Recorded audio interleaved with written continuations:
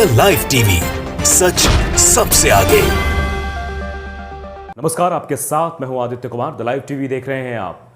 Pegasus मामले को लेकर सुप्रीम कोर्ट में भी मोदी सरकार फंसती नजर आ रही है।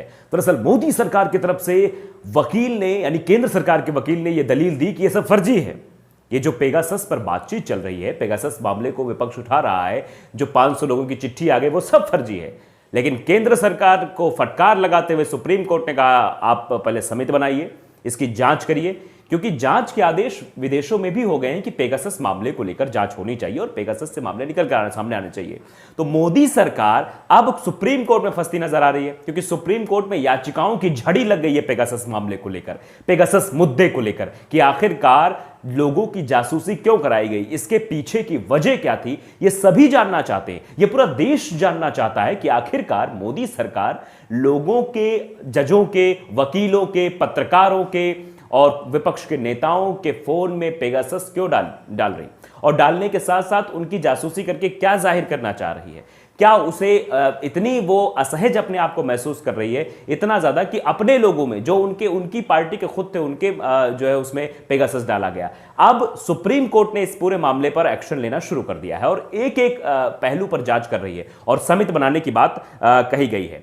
मोदी सरकार क्या कह रही है? मोदी सरकार, जैसा कि नाटक सदन में आपको देखने को मिला, सदन में नौटंकी देखने को मिली, किस तरह से पेगासस के मुद्दे को तरबितर कर दिया, पेगासस पर बोलने को तैयार नहीं, पेगासस कुछ है ही नहीं उसके लिए तो और मामले आ जाते हैं। लेकिन जब लोगों ने सवाल उठाए थे, जब विपक्ष पूछ रहा था और खुद इनके साथ जो इनके बगल में खड़े होकर फोटो खिंचवाते थे, प्रवीण तोगड़िया तक ने यह सवाल उठाया कि भाई पेगासस से मेरी जासूसी क्यों की जा रही थी। विपक्ष लगातार इस मुद्दे को लेकर सदन में उठा रहा था कि भाई जासूसी आप क्यों कराए थे, इस पर जवाब देते, जवाब नहीं दिया। सुप्रीम कोर्ट में जब मामला पहुंचा, तब कहीं ना कहीं अब इनकी खटिया खड़ी हो रही है।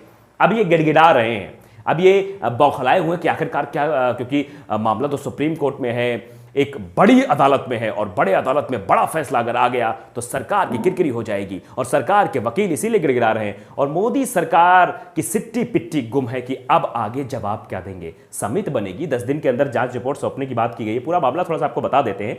दरअसल केंद्र ने सुप्रीम कोर्ट से कहा है कि याचिका में दम नहीं है। ये केंद्र सरकार के वकील ने कहा कि याचिका में कोई दम नहीं, फर्जी है, ये फर्जी किया जा रहा है, इसको फर्जी जो है लोगों ने कह दिया, सबके मतलब आरोपों का खंडन कर दिया जितने लोगों ने याचिका दायर की, और समिति गठन करने के लिए 10 दिन का समय दिया गया है। पेगासस जासूसी कांड पर सुप्रीम कोर्ट में आज सुनवाई हुई।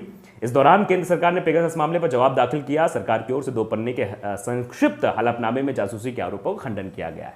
यानी आप देखिए कि वो जो याचिका दायर की गई, जो चिट्ठी लिखी गई, वो कौन कौन लोग थे। वो कोई अनपढ़ लोग नहीं थे।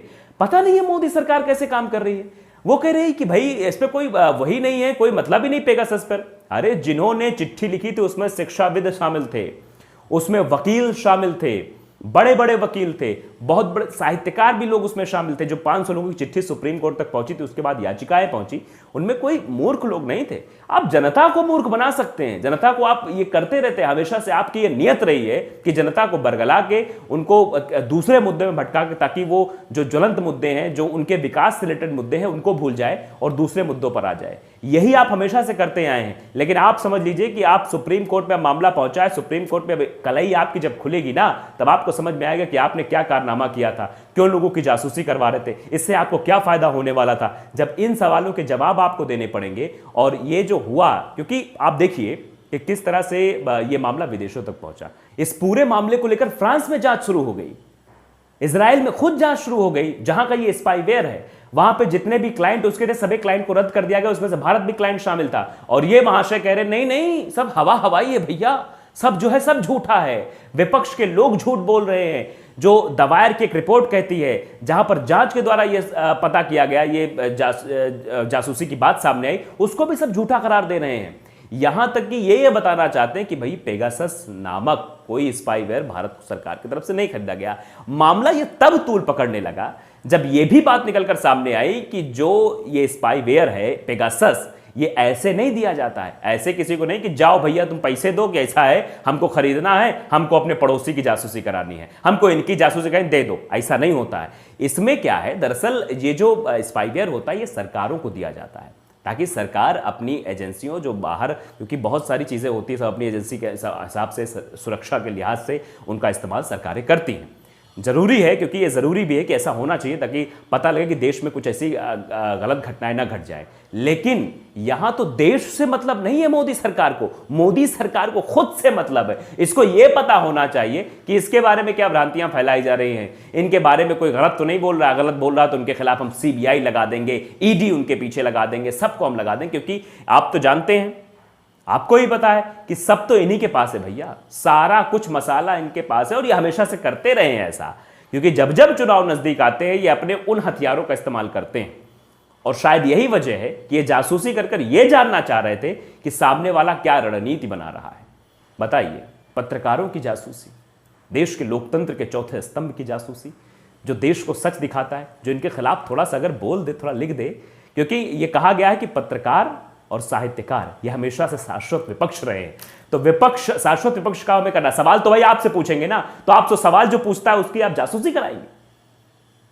हद हो गई है मोदी जी, समझिए आप इस बात को। और अब जो है, क्योंकि सदन में तो आप बच गए, सदन में तो आपने उसको स्थगित ही कर दिया भैया, अनिश्चित काल के लिए सदन स्थगित हो गया है। जब चलना था और दिन तक, बात होनी थी मानसून सत्र पर, कुछ बिल पास होने थे, कुछ और कुछ होना था, विकास की चर्चाएं होनी थी, जनता के भविष्य की चिंता करने की बजाय आपको चिंता थी अपनी कुर्सी की, चिंता थी अपने इस जासूसी वाले कहीं ये जो आपने प्रोपेगेंडा फैलाया ये खुल ना जाए सबके सामने, आपकी कलई ना खुल जाए, आपके वो काले चेहरे सामने ना आ जाए, इसलिए आपने उसको स्थगित कर दिया, सदन को स्थगित कर दिया। भाई जाओ, लोकसभा अनिश्चित काल के लिए स्थगित, अब देखा जाए कब होगा कब नहीं होगा।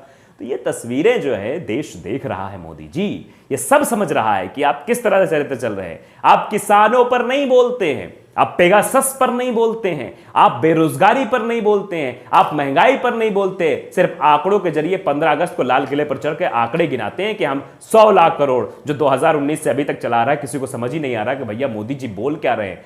मोदी जी कहीं रटा रटाया भाषण पिछली बार वाला तो नहीं 2019 वाला उठा के लाके बोलने लगे।